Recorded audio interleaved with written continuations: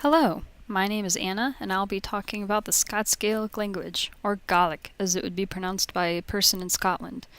Although also referred to simply as Gaelic, this language appears in a number of forms, such as Scottish Gaelic or Gaelic, which is of course the Gaelic word for itself. It also is sometimes called Highland Gaelic, to differentiate between the now defunct Lowland dialect. Historically, the language was also called Erse, meaning Irish, which was a term encompassing a broad range of Middle English languages in Scotland. This name was eventually abandoned as the Scottish and Irish versions became distinct. Now that you know what it is called, let's talk about who speaks it. The majority of modern speakers reside in the Highlands and Northwestern Islands of Scotland. A small number, less than 5,000, live outside of the country, primarily in Canada and the Nova Scotia area. In these native regions, Gaelic is being taught as a secondary language to English in primary and secondary schools. Gaelic is also supported by bilingual signage, news programs, and other various media outlets. This is due mainly in part to the re-establishment of the Scottish Parliament in the 1990s. More will be said of this later in the presentation. Scots Gaelic is part of the Celtic language family and the Indo-European superfamily. Its insular group consists of Irish Gaelic and Manx. Close cousins include languages from the Brittonic group, namely Breton, Cornish, and Welsh.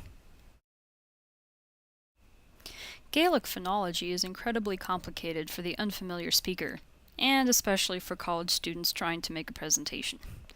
Although they use a Latin-based writing system, pronunciation of a written word changes considerably depending on the order of the vowels, accented vowels, consonants, and their positions next to each other. Take notice of the letters missing from the Gaelic alphabet.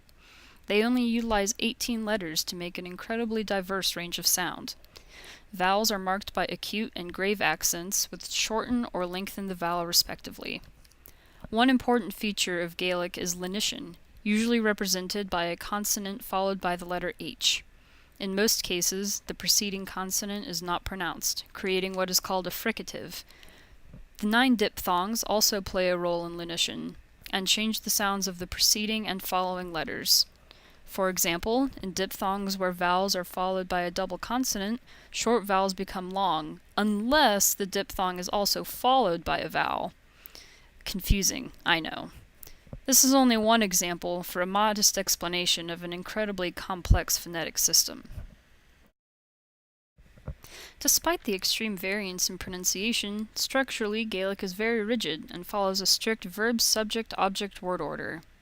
This is followed in all sentence types. Stresses are also always fixed on the first syllable of the word. Other features of Gaelic include a binary gender system, where nouns are either masculine or feminine. However, there are a few neuter exceptions where the gender changes depending on the case. Gaelic is also an inflecting or fusional language. This means that morphemes can represent different meanings simultaneously. Latin writing did not come to Scotland until the 5th century introduction of Christianity. At this time, the Irish began using their uncial alphabet. Although this particular script, shown here, was never used in printed Scots Gaelic, they did adopt the Latin writing system and used the script for other signage.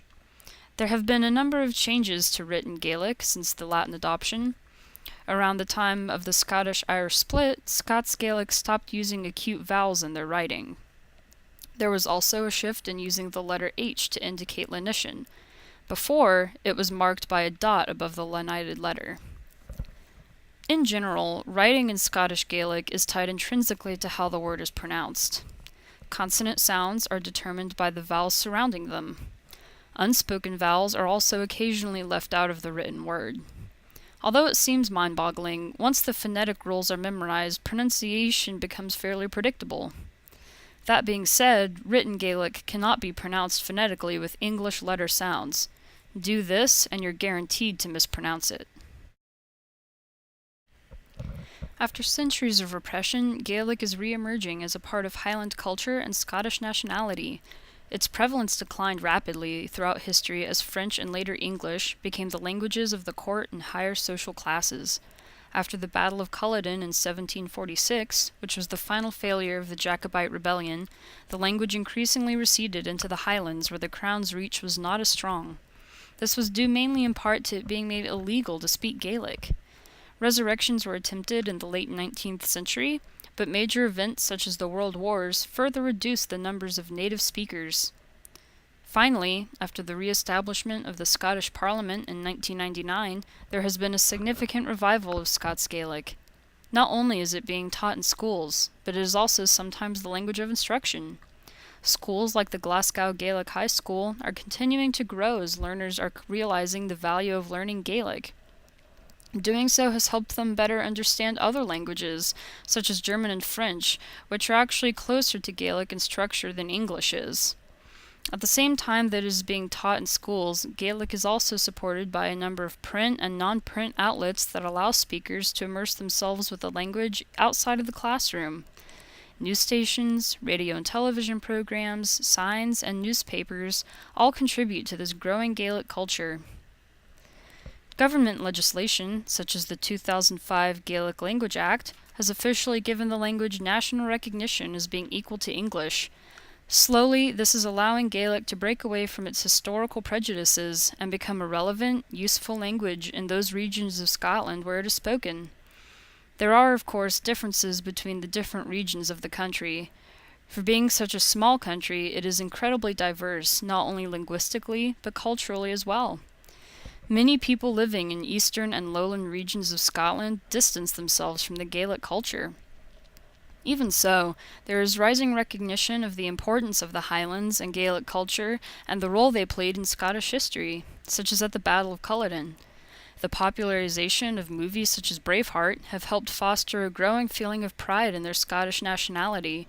The topic of Gaelic remains very political and laden with meaning, but some hope that the next few generations will see a rise in the number of Gaelic speakers. Now that I've covered the major points, I'd like to talk about some interesting things I discovered during my research. Did you know that the letters of the Gaelic alphabet were originally named after trees and shrubs? This stems all the way back from an archaic Celtic alphabet called Ogam. The symbol-like letters were composed by drawing lines through either a vertical or horizontal central line, giving it the appearance of tree branches. At the bottom of the slide, you can see a sample of horizontal Ogam writing. These names are not used for the alphabet anymore, but the origins of their native orthography give some interesting insight into ancient Gaelic culture.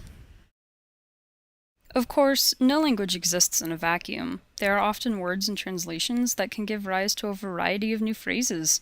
The proverb on the left actually comes from an interesting translation of whiskey.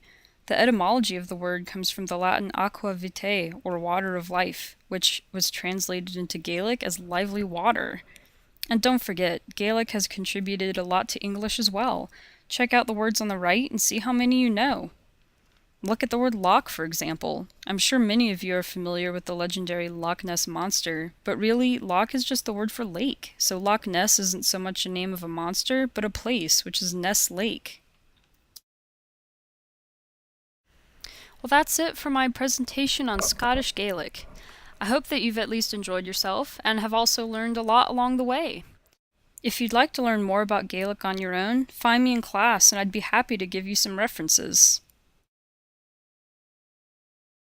To get a better appreciation of the richness of the language, I encourage you to follow this link to a video of a Scottish Gaelic song. Follow the Gaelic lyrics in the description as you listen, and notice how different the pronunciation is from what you would expect.